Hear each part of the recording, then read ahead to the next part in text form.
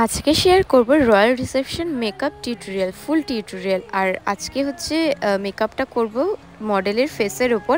আর ভিডিওটা কেউ please skip করে দেখো না, দেখবে তোমাদের খুব হেল্পফুল হবে। তোমাদেরও কি মেকআপ ফেটে যাচ্ছে? তোমাদেরও কি মেকআপ ক্র্যাক করছে আর ওয়াটারপ্রুফ একদমই হচ্ছে না? তো চলো আজকে তোমাদেরকে শিখিয়ে দিচ্ছি ওয়াটারপ্রুফ মেকআপ কিভাবে করতে হয়।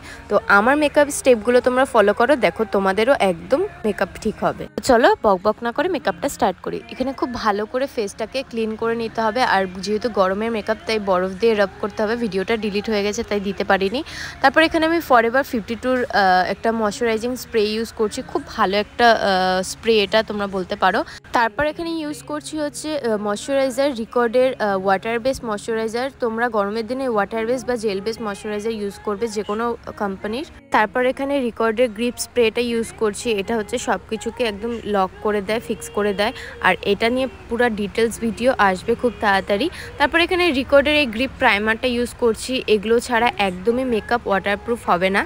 আজকে একটু হাই ব্র্যান্ডের প্রোডাক্ট দিয়ে মেকআপগুলো দেখাচ্ছি, প্লাস অ্যাফোর্ডেবল প্রাইস দিয়েও। তো তারপরে এখানে ইউজ করছি রিকর্ডের এই কারেক্টার প্যালেটটা। এটা হচ্ছে মোস্ট ফেভারিট, সব মেকআপ আর্টিস্টের ভ্যানিটিতে আছে।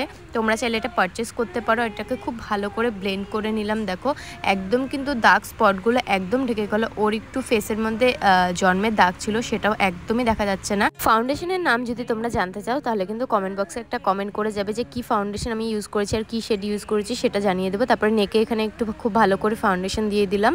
তারপর এখানে আমি খুব ভালো করে ফেসের মধ্যে ওয়াটার স্প্রে করছি, দেখো। আর এখানে কিন্তু কোনো রকম পাউডার বা সেটিং স্প্রে এখনও দিইনি। আর দেখো একদমই কিন্তু ফাউন্ডেশন উঠে আসছে না, একদমই কিন্তু ফাউন্ডেশন সরছেও না স্কিন থেকে।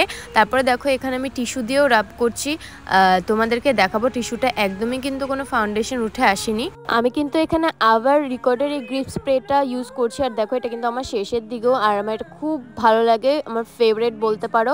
আর এটা কিন্তু মেকআপের স্টেপের পর দিতে হবে, তাহলে কিন্তু তোমাদের মেকআপটা ওয়াটারপ্রুফ হবে। তাছাড়া কিন্তু একদমই হবে না, একবার ইউজ করলে একদমই হবে না। তারপর এখানে ক্রিম হাইলাইট করছি। আর প্রোডাক্ট হচ্ছে চারমেসি মিলানো, খুব ভালো একটা কনসিলার, তোমরা চোখ বন্ধ করে পারচেস করতে পারো। এবার করব হচ্ছে ক্রিম কন্ট্রোর। আর ক্রিম কন্ট্রোরটা করছি হচ্ছে রিকর্ডের কারেক্টার প্যালেট থেকে ডার্ক শেডটা নিয়ে। খুব ভালো রিকর্ডের প্যালেটটা, তোমরা চোখ বন্ধ করে সেটাও কিনতে পারো। তারপর এখানে ক্রিম ব্লাশ করব হচ্ছে ফরএভার 52 এই ব্লাশটা। আর তোমরা যদি প্রত্যেকটা প্রোডাক্টের প্রাইস জানতে চাও তাহলে তোমরা কমেন্টে জানাও যে প্রোডাক্ট প্রাইস, তাহলে আমি একটা অন্য ভিডিও নিয়ে আসবো যেটাতে থাকবে প্রত্যেকটা প্রোডাক্টের প্রাইস। এখন মেকআপ বেসটাকে সেট করব হচ্ছে রিকর্ডের এই ট্রান্সলুশন পাউডারটা দিয়ে। তোমরা যদি ওয়াটারপ্রুফ ট্রান্সলুশন খুঁজছো তাহলে এটা তোমরা পারচেস করতে পারো। বেসটাকে সেট করার পর কিন্তু এখানে আমি আরেকবার রিকর্ডের এই গ্রিপ স্প্রেটা দিচ্ছি।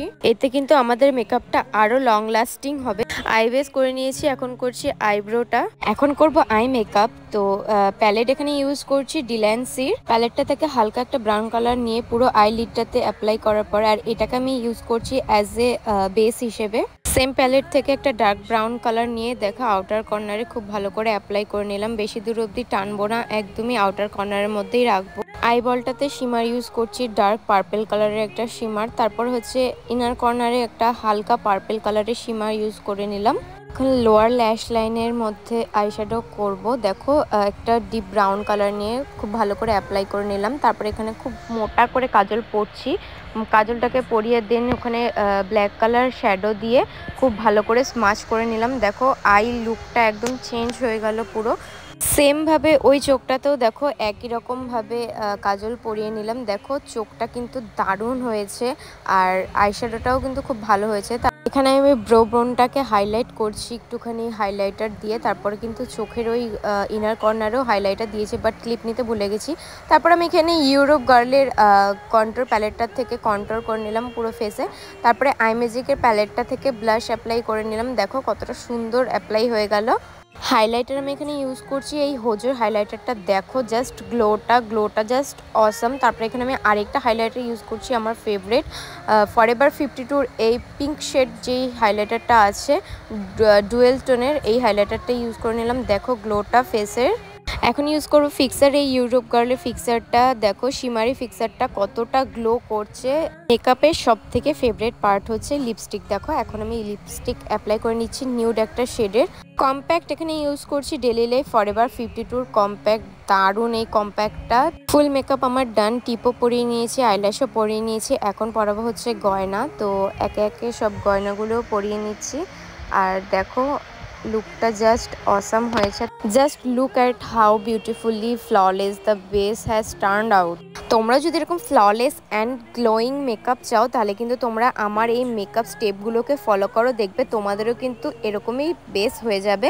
সো এটাই ছিল আজকের রয়্যাল রিসেপশন মেকআপ টিউটোরিয়াল। কেমন লাগলো তোমরা অবশ্যই কমেন্ট করে জানাবে। ভালো লাগলে অবশ্যই like, comment, share and subscribe করতে একদম ভুলবে না। দেখা হবে অন্য কোনো ভিডিওতে। এই মন তোমাকে দিলাম।